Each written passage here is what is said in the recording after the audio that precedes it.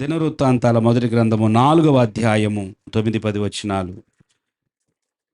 ఎబ్బేజు తన సహోదరుల కంటే ఘనము పొందిన వాడై ఉండెను. వేదన పడి ఇతని కంటినని అతని తల్లి అతనికి ఎబ్బేజు అని పేరు పెట్టెను. ఎబ్బేజు ఇశ్రాయేలీల దేవుని గూర్చి మొరపెట్టి, నీవు నన్ను నిశ్చయముగా ఆశీర్వదించి నా సరిహద్దును విశాలపరచి నీ చెయ్యి నాకు తోడుగా దయచేసి నాకు కీడు రాకుండా దానిలో నుండి నన్ను తప్పించుము అని ప్రార్థింపగా, దేవుడు అతడు మనవి చేసిన దానిని అతనికి దయచేసెను. దేవునికి స్తోత్రం. ఆశీర్వాదం కోసం ప్రార్థన. ఎబ్బేజు ప్రార్థన చేస్తూ ఉన్నాడు. ఎబ్బేజు అనగా వేదన లేదా దుఃఖము, దుఃఖాన్ని కలిగించిన వ్యక్తి, వేదనను పుట్టించిన వ్యక్తి. అలాంటి వ్యక్తి జీవితంలో దేవుడు ఎటువంటి గొప్ప కార్యం చేశాడు? శాపము నుండి అతన్ని ఆశీర్వాదమునకు తీసుకెళ్లిన దేవుడు. దేవునికి స్తోత్రం. శాపము పోయింది, ఆశీర్వాదం వచ్చింది.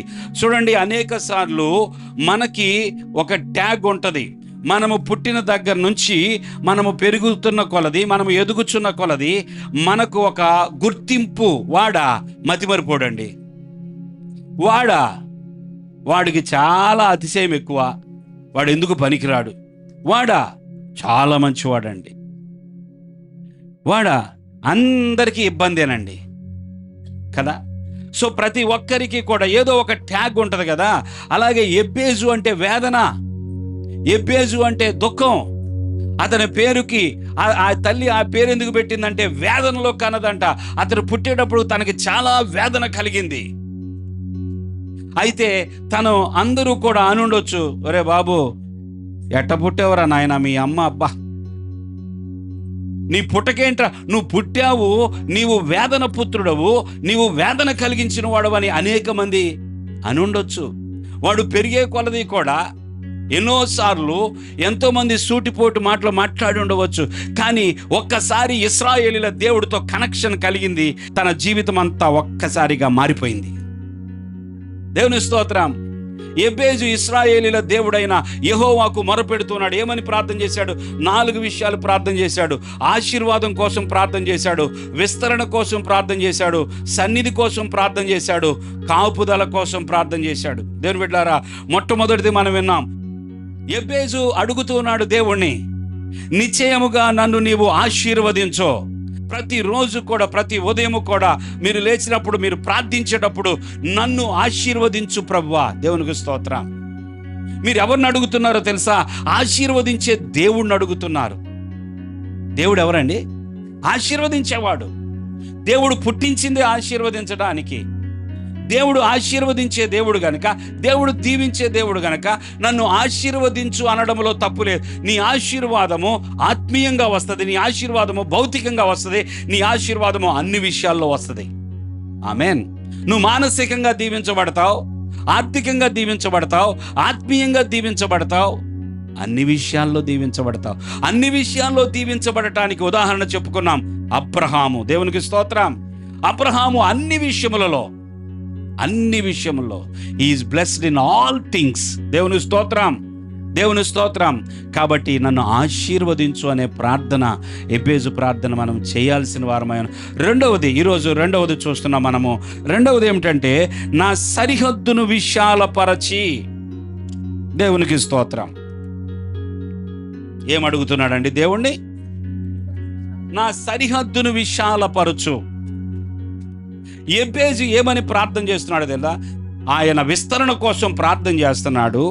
ఏంటి ఆ విస్తరణ? దేవుని దగ్గరకు వచ్చి నన్ను విశాలపరచు, నా సరిహద్దును విశాలపరచు ప్రభువా. నేను విశాలపరచబడాలి. ఏం చూపిస్తుంది ఈ సరిహద్దును విశాలపరచు అనే మాట? ఏం చూపిస్తుంది? అభివృద్ధిని చూపిస్తుంది. హల్లెలూయా. ఏం చూపిస్తుందండి? అభివృద్ధి, ఎదుగుదల. ఉన్నది ఇంకా పెరగాలి. హల్లెలూయా. బిడ్డలు పెరగాలని కోరుకుంటాం కదా, శాలరీ పెరగాలని కోరుకుంటామే, అదే విశాలత.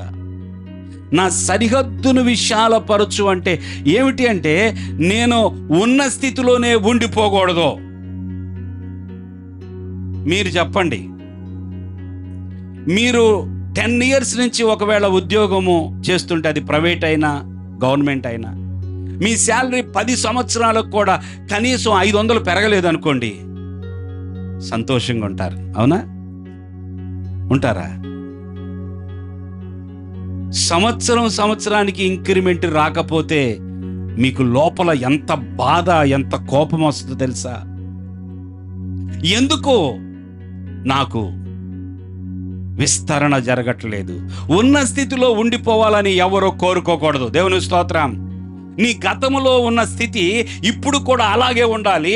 నువ్వు ఒక 5 సంవత్సరాల క్రితం ఎలాగున్నావో ఇప్పుడు కూడా అలాగే ఉండాలని నువ్వు కోరుకో.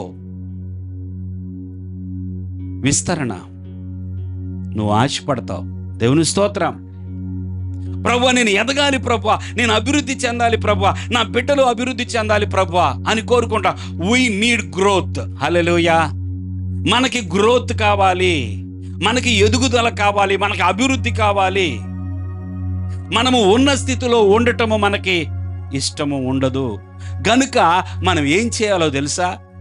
మొట్టమొదట ఆశపడాలి, రెండవదిగా ప్రార్థన చేయాలి. దేవుని స్తోత్రం చెల్లించండి. ఎబ్బేజు ఆశపడ్డాడు, ఎబ్బేజు ప్రార్థన చేస్తున్నాడు. ప్రభువా, నా సరిహద్దును విశాలపరచు, ఎక్స్టెండ్ మై టెరిటరీ, నా గుడారమును విశాలపరచు నాయనా. నేను ఉన్నట్లుగానే ఉండిపోకూడదు, నేను ఉన్న స్థితిలో ఉండిపోకూడదు ప్రభువా. నేను ఎదుగుట జరగాలి, నేను అభివృద్ధి చెందుట జరగాలి. మనము ఫలించటము ద్వారా దేవునికే మహిమంట. హల్లెలూయా. మనము బహుగా ఫలించాలని దేవుడు కోరుకుంటున్నాడంట. ఆమేన్. నమ్ముతున్నారా లేదా? మీరు అభివృద్ధి చెందుట దేవునికి ఇష్టం. చూడండి, ఆరంభములో ఒకవేళ నీ స్థితి తక్కువగా ఉండొచ్చేమో, ఆరంభములో నీ స్థితి అస్పష్టంగా ఉండొచ్చేమో, కానీ వచ్చే కొద్దీ, పెరిగే కొద్దీ, రోజులు మారే కొద్దీ నీ స్థితిలో స్పష్టత రావాలి. దేవునికి స్తోత్రం. నీ స్థితిగతులు మారాలి. హల్లెలూయా. మన స్థితిగతులు మారాలి, ఇది దేవుడు కోరుకుంటున్నాడు. మన స్థితిగతులు మారాలని దేవుడు మనము శారీరకంగా అభివృద్ధి చెందాలి, మనము ఆత్మీయంగా అభివృద్ధి చెందాలి, మన ప్రార్థనా జీవితంలో అభివృద్ధి చెందాలి, మన వాక్య ధ్యానములు అభివృద్ధి చెందాలి, మన డబ్బులో అభివృద్ధి చెందాలి, మన వ్యాపారంలో అభివృద్ధి చెందాలి. దేవుని స్తోత్రం చెల్లించండి. హల్లెలూయా. సో మొదట నీకు ఒక కోరిక ఉండాలి. ఎందుకులే, నాకేం ఆశలు లేవు. సరే, అలాగే ఉండు. మరి నువ్వు అసలు ఆశపడకపోతే సరే, ఆశపడవద్దు. ఆశపడితే ప్రార్థన చేయి. హల్లెలూయా. ఈయన ఆశపడుతున్నాడు, అందుకే మొదట ఆశీర్వదించు అన్నాడు, తర్వాత సరిహద్దును విశాలపరచు అంటున్నాడు. ఈయనలో ఆశ కనపడుతుంది, ఈయనలో ప్రార్థన కనపడుతుంది. దేవుని బిడ్డలారా, కీర్తనకారుడు ఏమంటాడంటే 71వ కీర్తనలో చదవండి. 71వ కీర్తన 21వ వచనం.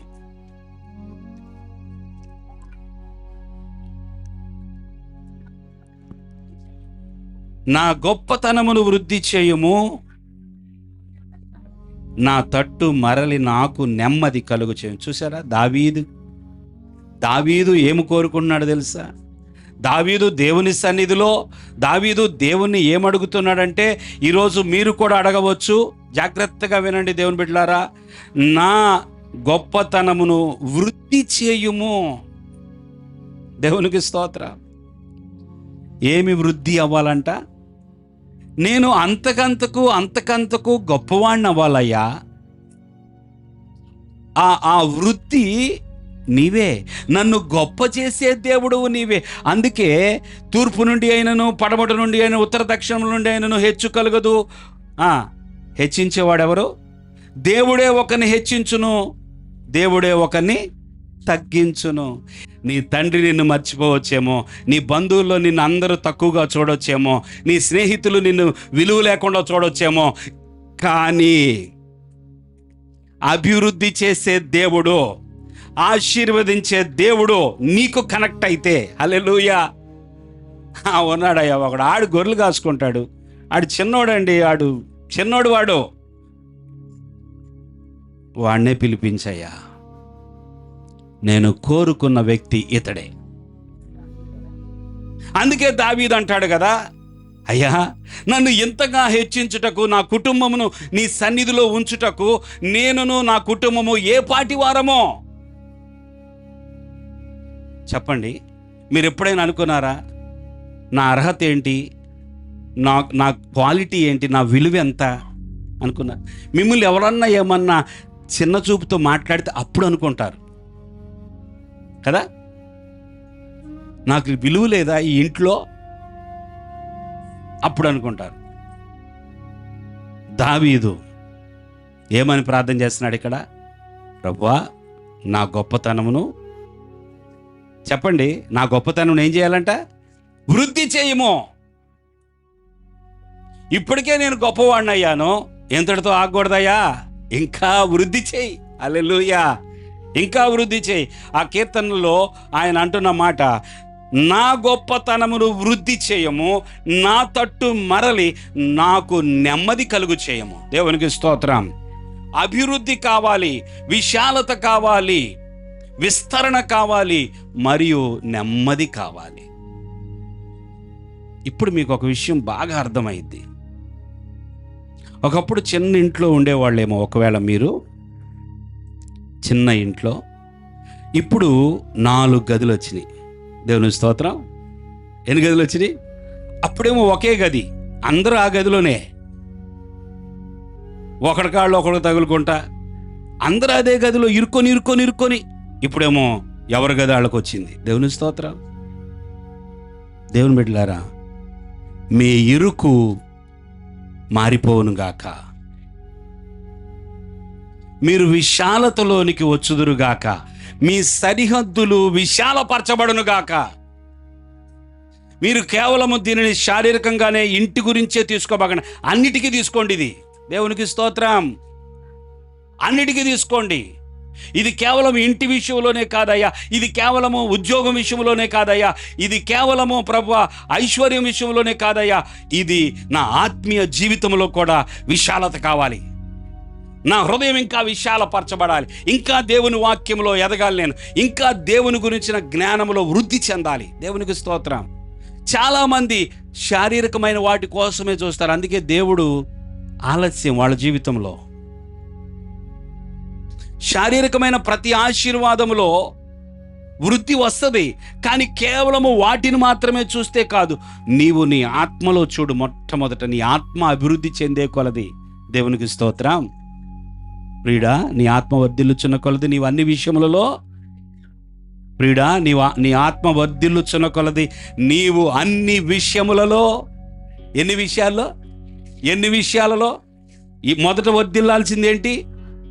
నా ఆత్మను విశాలపరచయ్యా, నా ఆత్మీయ సరిహద్దులు పెంచయ్యా. దేవునికి స్తోత్రం. నా ఆత్మీయ జీవితాన్ని వృద్ధి చేయి ప్రభువా. ఇరుకుగా నేను ఉండకూడదు నాయన, సంకుచితంగా ఉండకూడదు. నీ విషయంలో నేను విశాలపరచబడాలి. హల్లెలూయా, నేను విశాలపరచబడాలి. నా సరిహద్దులు విశాలపరచుము. మరికొద్ది నిమిషాల్లో నా మాటలు ముగిస్తాను. దేవుని బిడ్డలారా, ఎబ్బేజు ప్రార్థన చేస్తున్నాడు, ప్రభువా ఏం చేయాలంట? నా సరిహద్దును విశాలపరచు, నా సరిహద్దును విశాలపరచయ్యా. ఇరుకుగా నేను, నా పరిస్థితులన్నీ కూడా ఇరుకుగా ఉన్నాయి ప్రభువా, నా సరిహద్దులు పెంచబడాలి. ప్రియులారా, ఇదిగో ఈ వాక్యము వింటున్నటువంటి మీరు, దేవుడు ఈ సంవత్సరము లోపే అనేక విషయాల్లో మీకు విశాలత వస్తుందని నమ్మండి. ప్రభువా నేను నమ్ముచున్నాను ప్రభువా, నన్ను విశాలపరిచే దేవుడవు నీవు నాయనా. దేవుని స్తోత్రం. ఏమాత్రం అనుమానించొద్దు. ఈ ఆశీర్వాదాలన్నీ దేవుడు కొంతమందికే ఇస్తాడు అనుకుంటలే. ఈ దీవెనలన్నీ దేవుడు ఎప్పటి నుంచో చర్చికెళ్ళే వాళ్ళకి ఇస్తాడేమోలే. ఈ దీవెనలకు, ఈ ఆశీర్వాదాలకు నేను అర్హుణ్ణి కాదేమోలే అని మీరు అనుకుంటున్నారేమో. వద్దు. ఎబ్బేజులాగా వేదనే, కానీ నీ పరిస్థితులు మార్చే దేవుడు ఉన్నాడు. నువ్వు ఆ ఇశ్రాయేలీల దేవుడైన యెహోవాను పట్టుకుంటే, ప్రభువా నా సరిహద్దును విశాలపరచు తండ్రి, మనలో ఆశ, మనలో ప్రార్థన, మనలో మార్పును తీసుకొస్తుంది. దేవునికి స్తోత్రం, దేవునికి స్తోత్రం. ప్రియులారా, ఇరుకుని ఇరుకుగా చూడకండి. ఇరుకు అనేది నిన్ను విశాలతకు నడిపించటానికి మొదటి మెట్టు. ఇబ్బంది, కష్టాన్ని చూసి నేను ఇక నా జీవితం ఇంతేలే, ఇదే కష్టంలో, ఇదే ఇబ్బందుల్లో ఉండిపోవాలే, ఇదే శాలరీతో, ఇదే చాలనటువంటి జీవితం ఇలాగే గడపాలే, నా జీవితం ఇంతే, నా జీవితం అనుకుంటున్నారా? మార్చుకోండి. దేవుని స్తోత్రం, దేవుని స్తోత్రం. ద్వితీయోపదేశకాండము 4వ అధ్యాయము 20వ వచనం. యెహోవా మిమ్మును చేపట్టి నేడున్నట్లు మీరు తన స్వకీయ జనముగా నుండుటకై ఐగుప్తు దేశములో నుండి ఆ ఇనుప కొలిమిలో నుండి మిమ్మును రప్పించెను. ఈ మాట కొంచెం అర్థం చేసుకోవడానికి ప్రయత్నం చేయండి. దేవుడు ఎక్కడి నుంచి రప్పించాడంట వాళ్ళని? ఇనుప కొలిమిలో నుండి. దేవునికి స్తోత్రం. మీరు నాకు స్వకీయ జనముగా ఉండాలని చెప్పి ఐగుప్తు దేశములో నుండి, ఆ ఇనుప కొలిమిలో నుండి. ఐగుప్తు దేశం ఎలాంటిదో తెలుసా? ఇశ్రాయేలీలకు ఇనుప కొలిమి. కొలిమి తెలియని వాళ్ళు ఎవరు లేరు కదా. కొలిమి కాలుస్తూ ఉంటది. అబ్బా అబ్బా అబ్బా అబ్బా అబ్బా. దానిలో నుండి మిమ్మల్ని బయటికి రప్పించా. హల్లెలూయా. నీ ఇనుప కొలిమిలో నుండి, నీ శ్రమలో నుండి, నీ దుఃఖములో నుండి, నీ వేదనలో నుండి నేను నిన్ను బయటికి తీసుకొచ్చిన దేవుడను. ఇశ్రాయేలీల దేవుడు ఎలాంటి వాడంటే కొలిమిలో నుండి బయటికి తీసుకు. ఎందుకు మనము కొలిమిలో ఉండాలో తెలుసా? మనకి దేవుడు అంటే ఎవరో అర్థం అవ్వాలి. దేవునికి స్తోత్రం. మనల్ని దేవుడు ఆశీర్వదించేవాడని, దేవుడు అభివృద్ధి పరిచేవాడని మనము తెలుసుకోవాలంటే కొన్నిసార్లు కొంతకాలము కొన్ని ప్రయాణాలు చేయాల్సి వస్తుంది. ప్రియులారా, మనకి శ్రమలో ఉన్నప్పుడు దేవుని విడిచిపెడుతున్నారు అనేక మంది. కొలిమిలో ఉన్నప్పుడు దేవుని దూషిస్తున్నారు కొంతమంది. అసలు విశ్వాసం అనేది ఎప్పుడు నిజమైన విశ్వాసమో తెలుసా? కొలిమిలో ఉన్నప్పుడే విశ్వాసం. దేవునికి స్తోత్రం. నువ్వు ఇరుకులో ఉన్నప్పుడే నీది నిజమైన విశ్వాసమా కాదా తేలిపోయింది. నువ్వు ఇరుకులో ఉన్నప్పుడు, నువ్వు శ్రమలో ఉన్నప్పుడు, నువ్వు వేదనలో ఉన్నప్పుడు అప్పుడు ఉండాలి ఆ విశ్వాసం. నేను నమ్ముతున్నాను నా దేవుడు నన్ను ఇక్కడ ఉంచే దేవుడు కాదని నీకుండాల. హల్లెలూయా, హల్లెలూయా. యోబు కష్టాలు వచ్చినాయా? రాలేదా? మనకేనండి కష్టాలు. భక్తిపరుడు, యథార్థవంతుడు, నీతిమంతుడు, న్యాయవంతుడు యోబు కూడా ఒక కొలిమిలోకి వెళ్ళాడు. అమ్మో, యోబుకు వచ్చిన కష్టం ఎవ్వరికి రాకూడదు. అవునా కాదా? ఎవరు తీసుకోలేరేమో అనిపిస్తుంది. యోబుకి ఆ కొలిమిలో వెళ్ళినప్పుడు యోబులో నుండి బయటికి ఏమొచ్చిందో తెలుసా? ఏమొచ్చింది? విశ్వాసం వచ్చింది. దేవుని స్తోత్రం, దేవునికి స్తోత్రం. ఇప్పుడు మీకున్న కొన్ని ఇబ్బందులకే దేవుడు ఏం చేస్తున్నాడు మాకు? అసలు ప్రతి ఆదివారం చర్చికి వెళ్తున్నాను, దేవుడు నాకేం చేస్తున్నాడు? ఏం మాటలు, ఏం మాటలు? విశ్వాసపు మాటల.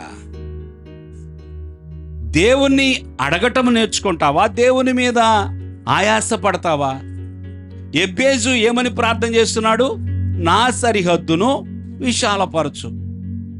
యెషయా గ్రంథంలో 48:10 నేను నిన్ను పుటము వేసి తిని, వెండిని వేసినట్లు కాదు, ఇబ్బంది కొలిమిలో నిన్ను పరీక్షించి తిని. దేవుడు పరీక్షిస్తున్నాడు. హల్లెలూయా. ఇబ్బంది కొలిమిలో నిన్ను. ఏ కొలిమి చెప్పాలండి? ఏ కొలిమి? ఇబ్బంది. ఖచ్చితంగా ఇక్కడ ఉన్నారు కొద్దిమంది, నేనే కదా అనుకుంటున్నారు. నేనున్న ఇబ్బందులు ఎవరున్నారు అనుకుంటున్నారు. ఆ ఇబ్బంది కొలిమిలో నుండి నిన్ను బయటికేసే దేవుడు ఉన్నాడు. హల్లెలూయా. ఆయన పరీక్షిస్తున్నాడు, విశ్వాసాన్ని కోల్పోవద్దు. అలాగే 11వ వచనంలో 48-11 యెషయా, నా నిమిత్తమే అలాగూ చేసేదను, నా నామము అపవిత్రపరచబడనేలా నా మహిమను మరి ఎవరికి నేను ఇచ్చువాడను కాను. మనము దేవునికి దగ్గరవ్వాలి. మన కష్టాల్లో, మన ఇబ్బందుల్లో మరెక్కువగా ఆయన సన్నిధిలో ప్రార్థన చేయాలి, ఆయన సన్నిధిలో కనబడాలి. ప్రియులారా, చాలా నిర్లక్ష్యం చేస్తున్నారు చాలామంది. ఏంటంటే ఇబ్బందులు ఉన్నాయండి అంటున్నారు. ఏంటంటే సింపుల్గా ఆ ఇబ్బందులు ఉన్నాయండి, అందుకే దేవుడి సన్నిధికి రాలేకపోతున్నాను, అందుకే ప్రార్థన అందుకే వాక్యం చదువుకోలేకపోతున్నా. ఏంటది? నువ్వు పరీక్షలో ఉన్నావు, నీకు అర్థం కావట్లా. నువ్వు ఇంకా దానిలోనే ఉండిపోతావు, నువ్వు ఆ కొలిమిలోనే ఉండిపోతావు, నువ్వు బయటికి రాలేవు. ఎందుకో తెలుసా? ఆ ఇబ్బంది కొలిమి నుంచి బయటికి రావాలంటే నీ యొక్క హృదయంలో విశ్వాసం కలగాలి. దేవుని స్తోత్రం.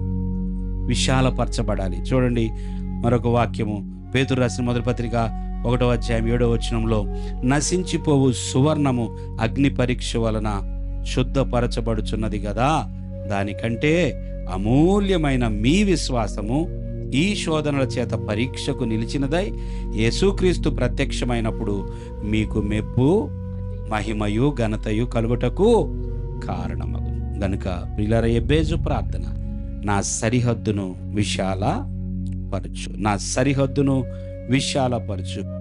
ప్రియులారా, మనము, మన హృదయము విశాలపరచబడను గాక, మన సరిహద్దులు విశాలపరచబడు, మన స్థలము విశాలపరచబడను గాక, మన యొక్క ఆర్థికమైన ఆశీర్వాదం విశాలపరచబడను గాక, మన వ్యాపారము విశాలపరచబడను గాక.